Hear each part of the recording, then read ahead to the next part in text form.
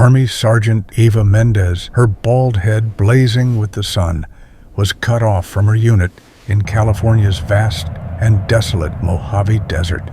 Her Humvee's engine died in the dusty heat. There was nothing but sand, jagged rocks, and broken barbed wire all around. Her water bottles were nearly empty, and the deadly heat was testing Eva's endurance.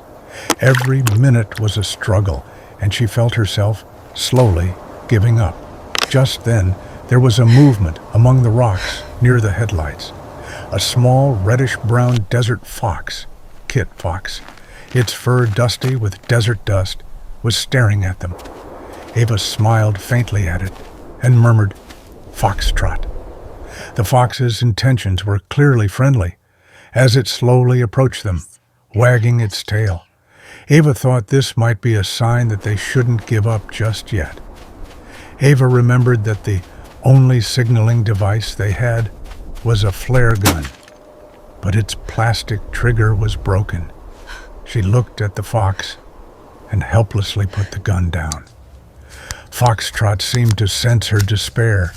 She made a first attempt, repeatedly pressing the broken flare gun's trigger with her sensitive nose to send a signal. But the gun's sharp edge pierced her muzzle. With a shrill shriek, she recoiled and ran. Wounded, her first attempt was a terrible failure. The next day, Eva lay on the ground, exhausted from thirst and exhaustion. The desert heat was slowly consuming her. Foxtrot returned. He began to gently pull on Eva's shoelaces, as if to lead them to some unseen place, where perhaps a little rainwater might have remained.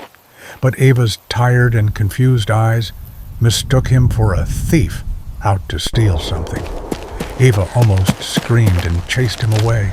The fox tried again to show them the way by screaming. "Get away!" But Eva wouldn't move. Thus, the fox's second attempt failed. On the third day, Eva was looking for a miracle. The fox came again, now determined to help repair the radio antenna. He saw a shiny, thin object on a nearby rock and, mistaking it for the antenna wire, picked it up without fear for his own life. The object was a shiny desert scorpion. The fox ran to Eva and placed the wire in her open hand. Eva screamed at the sight of the scorpion.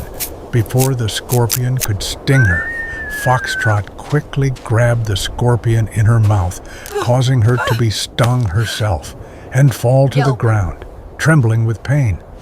The fox's intentions were noble, but this third attempt was a most disastrous failure.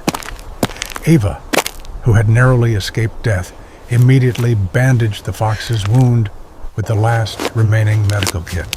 The fox's persistent, helpless efforts and self-sacrifice restored Eva's shattered courage.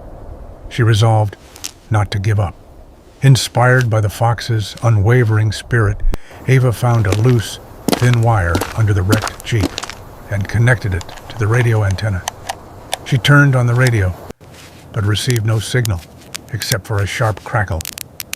Eva started to despair again, but then the fox, who had recovered a bit, mustered all his strength. His eyes were fixed on the large red emergency alarm button on the Jeep's dashboard. He jumped up and hit the button with all the weight of his body. The siren blared loudly across the desert. The sound of the alarm shattered the silence of the desert. This was the fox's final and most successful attempt. Hearing the alarm, Eva's unit, which had been searching, quickly arrived. Shortly after, they found Eva and the injured fox safe and sound.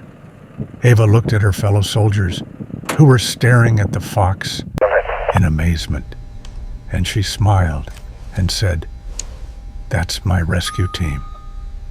Eva wrapped him in her blanket, and Foxtrot was safely carried away with them.